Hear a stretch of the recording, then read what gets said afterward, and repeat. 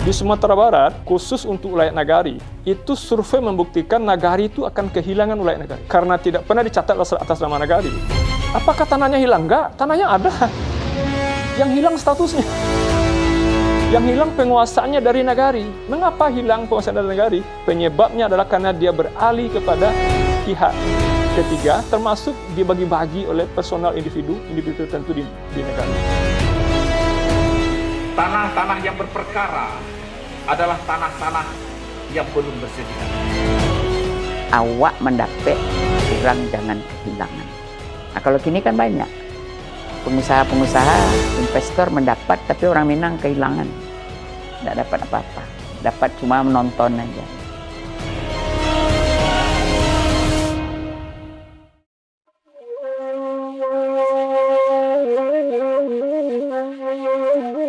Di antara liukan sawah dan teduhnya bukit, bersemayam sesuatu yang hanya bisa dirasa, bukan dilihat.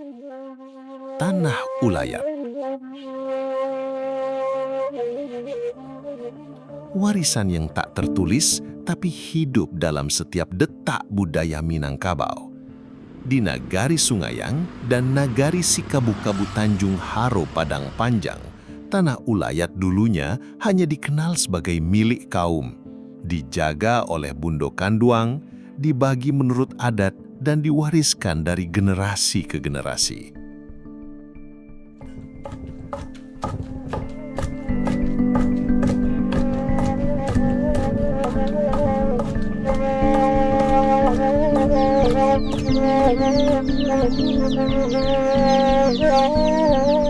Tanah Ulayat merupakan hak komunal yang sebenarnya antara kesatuan masyarakat hukum adat dengan Tanah Ulayat itu tidak dapat terpisahkan, karena memang Ulayat merupakan simbol bagi masyarakat hukum adat. Pentingnya Tanah Ulayat tentu saja sama halnya dengan nyawa dengan raga. Tanah Ulayat di Minangkabau itu sebetulnya itu ada Tanah Ulayat kaum, Tanah Ulayat Nagari, Tanah Ulayat suku, ada juga yang bilang Tanah Ulayat raja. Tapi yang secara umum lebih banyak itu adalah suku, kaum, dan nagari. Hak milik seperti ini, hak milik Bundo, satu kata dalam bahasa Indonesia. Tapi di Minangkabau dibagi hak dan milik. Harta atau disebut juga sako dan pusako. Sako itu gelaran yang tidak nampak, milik kaum. Kemudian pusako itu yang nampak, rumah gadang, sawah ladang, tapian tempat mandi, pandam pekuburan, dan segala macam ladang itu. Jadi pemilik atau yang dari sako dan pusako itu perempuan. Tidak boleh dibagi, tidak boleh dijual. Itu dasarnya karena nenek moyang orang Minang itu dulu sudah punya pikiran bahwa bumi Allah ini tidak pernah bertambah luasnya. Nah, sementara anak cucunya terus berkembang. Dan untuk itu dia berpikiran dalam konsepnya membuat aturan itu, semiskin-miskin anaknya, cucunya nanti masih punya sebidang tanah untuk tempat mendirikan rumah dan sepiring sawah untuk market dia. Yang menjadi persoalan di dalam masyarakat Minang itu tanah pusaka tinggi itu, atau disebut ulayat. Jadi terjadi pergeseran karena titik pandang melihat tanah ulayat itu hanya pada titik atau fokus ekonomi. Kalau fokus kita pendekatan ekonomi, itu ujung-ujungnya kan keuntungan untuk siapa? Tapi zaman bergerak, dan perubahan tak selalu datang dengan pemahaman. Emang terjadi fenomena di negara kami itu penebangan pinus di Mas. Kami mencoba melaporkan kegiatan anak kemenakan kami menebang kayu secara masif, massal, dan ilegal. Yang kami sendiri pada waktu itu berbagai upaya sudah dilakukan, mulai dari sosialisasi, himbauan, penekanan segala macam, tapi tidak membuahkan hasil, sehingga kami mau tak mau melakukan upaya hukum. Saya menangis, kita menangis semuanya. Sebagai anak nagari tentu rasanya sebuah kerugian besar. Sehingga hari ini kondisinya dari 150 hektar lebih kurang hutan yang tadinya dipenuhi dengan hutan pinus, hari ini gundul. Ketika nanti pinus yang dibabat itu akarnya membusuk, tentu nanti akan terjadi kekosongan tanah, dan itu kita khawatirkan akan menyebabkan longsor. Dan saya tidak bisa membayangkan kalau seandainya terjadi tanah longsor, siapa nanti yang akan bertanggung jawab untuk menyelesaikan sawah masyarakat yang tertimbun, yang mata pencaharian mereka itu bergantung ke sawah yang mereka kelola. Ternyata dalam hal gelar perkara, kendalanya subjek hak. Kami tidak bisa menyatakan kalau kami adalah pemilik hak atas tanah ulayat. Di dalam indise staatsrechtelijk sendiri ya, di dalam regering ya konstitusi dia Belanda itu sudah mengakui ada tanah ulayat, ada hak masyarakat hukum adat. Di dalam konstitusi kita juga begitu, di dalam undang-undang semua menyatakan mengakui. Tapi pertanyaannya itu seperti apa pengakuan itu dilakukan? Selama ini pengakuannya itu hanya sporadik. Pada saat orang butuh tanah, entah investor, entah negara, entah dan sebagainya, butuh tanah untuk kegiatan usahanya, maka pada saat perolehan tanah itu dia mengakui tanah ulayat, maka diganti rugi di tanah ulayat itu.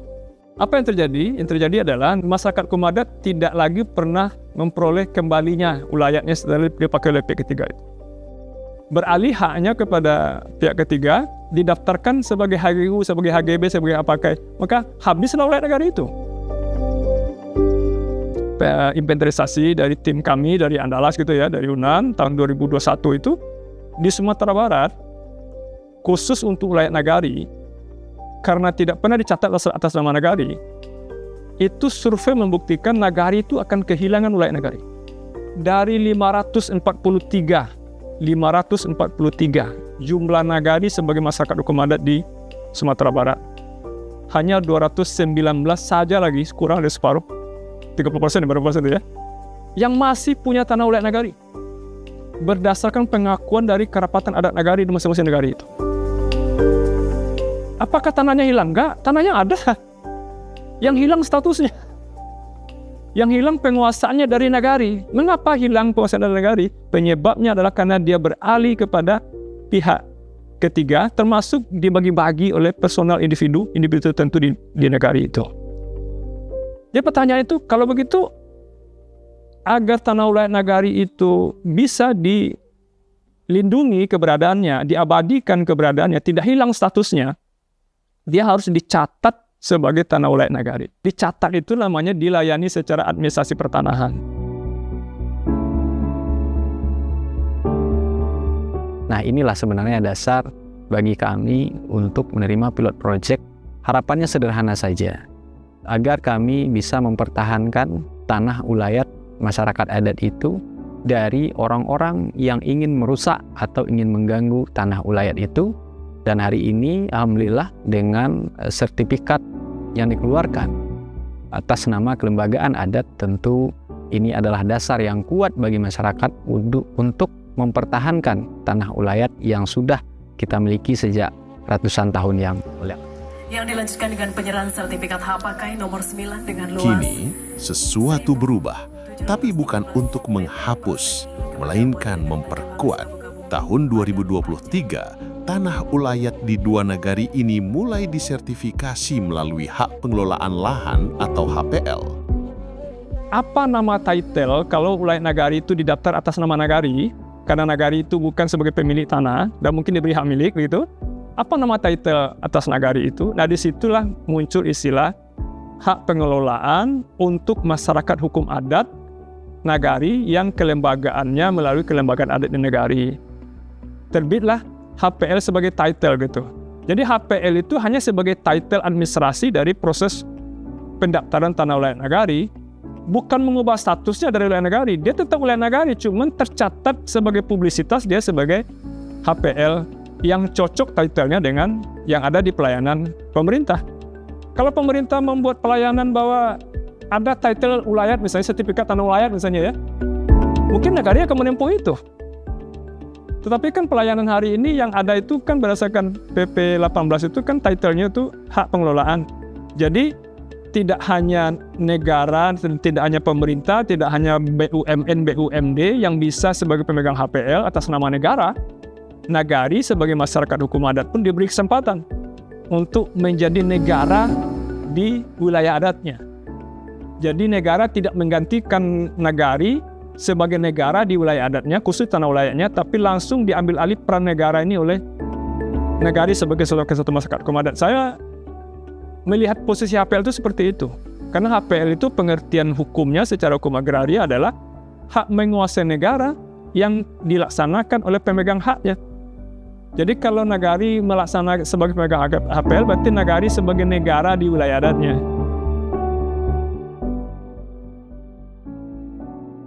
Inilah bentuk perlindungan hukum.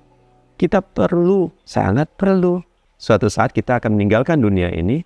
Yang kita sisakan apa? Yang kita sisakan adalah catatan positif bahwa kita telah mendaftarkan tanah ini untuk menjaganya demi anak cucu kita di masa depan. Itulah tujuannya pendaftaran tanah ulayat ini. Melalui Kementerian ATR BPN hingga saat ini sudah ada 10 ya sertifikat HPL tanah ulayat yang diterbitkan. Itu ada 6 di Kabupaten Tanah Datar, kemudian ada 3 di Kabupaten 50 Kota, dan kemudian ada 1 di Kota Pariaman.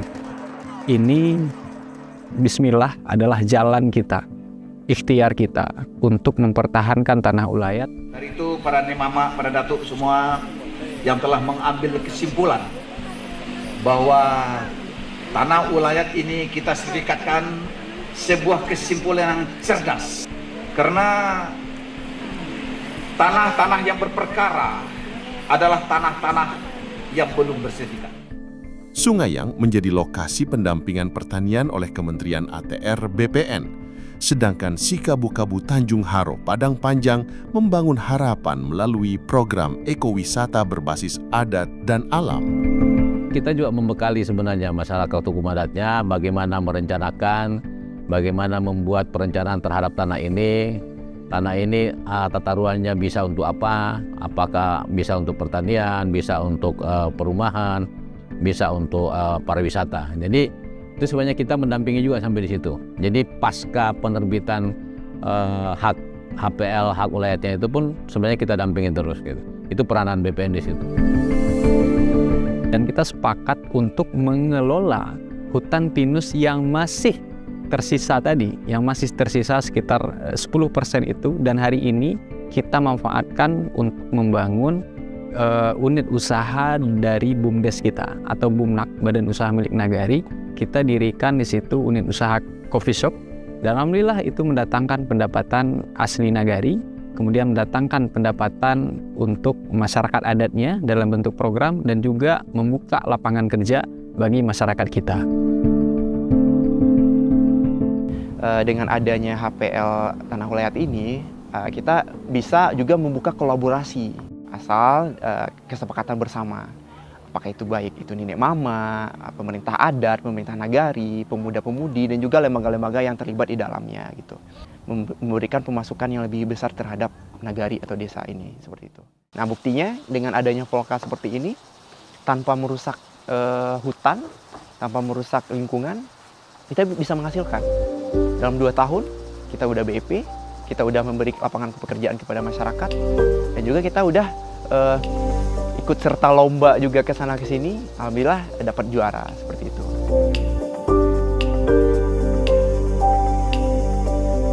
Kami sebagai kerapatan adat nagari Sungayang itu sangat gembira sekali. Istilahnya kalau orang Minang bilang pucuk dicinto ulam tibo. Jadi dalam hal ini yang kami inginkan selama ini turun hujan dari langit bagi kami, seolah-olah seperti turun hujan dari langit.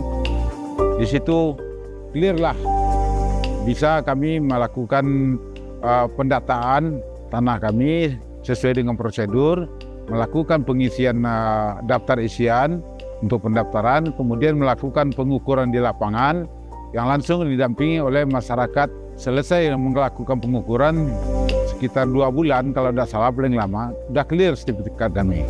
Jadi kebetulan sertifikat kami tersebut langsung diserahkan oleh kementerian atau menteri ATR BPN waktu itu ke lapangan di lokasi kita punya APL gitu. Apakah sertifikasi tanah ulayat adalah jawaban atas persoalan agraria? Tidak semua sepakat. Ada yang khawatir tentang campur tangan negara. Ada pula yang menolak atas nama kedaulatan adat. Namun di ranah Minang, suara-suara ini mencoba berdampingan. Di tingkat masyarakat, saya pikir mungkin sosialisasinya. Sosialisasi apa itu sesungguhnya title HPL itu, lalu apa implikasi dari keberadaan HPL itu, apakah ini akan menghilangkan ulayatnya, atau akan mengurangi kewenangannya, atau akan merugikan jangka panjang, atau akan membebani pajak-pajak dan sebagainya. Itu sosialisasinya kurang gitu ya. Saya meyakini kalau sosialisasinya tuntas, kelompok yang masyarakat tadi itu yang objektif ya, yang tidak punya kepentingan politis dan kepentingan pragmatis tadi itu akan bisa pelan-pelan akan disampaikan sambil dibuktikan sambil jalan oleh nagari yang sudah melaksanakan itu, bahwa apa yang dikhawatirkan selama ini oleh masyarakat itu tidak terbukti. Kalau Bundo mengharapkan tentu tidak mungkin hukum adat aja, tapi ada keselarasan kedua-duanya. Jadi mereka kedua hukum itu tidak saling meniadakan, tidak saling merugikan. Itu yang harus dicari solusinya. Gimana sehingga aturan adat ini tidak terlecehkan dan hukum positif negara juga tidak terlecehkan. Sebab bagaimanapun sebagai warga negara Indonesia itu tidak boleh juga kita melanggar. Tapi sebagai warga yang sudah ada sebelum Indonesia ini ada, tentu tidak boleh juga dilecehkan. Bundo Kanduang tetap memegang kendali pusako. Tokoh adat tetap menjadi penjaga batas dan negara hadir, bukan mengambil, tapi mengakui dan mendampingi. Itulah bentuk perlindungan. Jadi ini opsional lagi, tidak ada paksa, negara tidak akan mengambil alih. Mau didaftar silahkan, tapi kita memberikan saran lebih baik terjaga daripada nanti belakang hari kita nggak tahu.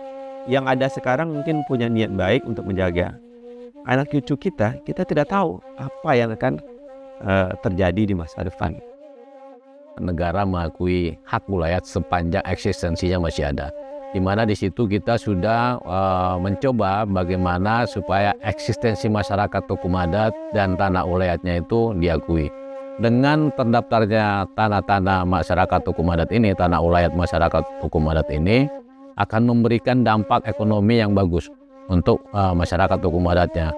Kenapa? Karena tanah-tanah itu benar-benar bisa dimanfaatkan, bisa dikerjasamakan, dan bisa lebih produktif. Di antara adat dan hukum negara, ada harapan yang tumbuh. Di tanah ulayat ranah Minang, kami tidak sedang kehilangan jati diri.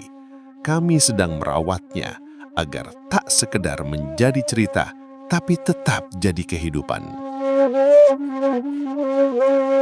Sebenarnya orang Minang ini tidak sulit kalau menurut Bundo, tapi masuk akal dan mereka meyakini itu tidak merugikan mereka. Tanah ulayat itu memang betul-betul dapat dimanfaatkan oleh masyarakat Minang, terutama tentu perempuan yang menjadi punca dari sistem kekerabatan matrilineal Minangkabau itu. Awak mendapat, orang jangan kehilang. Nah, kalau kini kan banyak pengusaha-pengusaha, investor mendapat, tapi orang Minang kehilangan, tidak dapat apa-apa, dapat cuma menonton aja.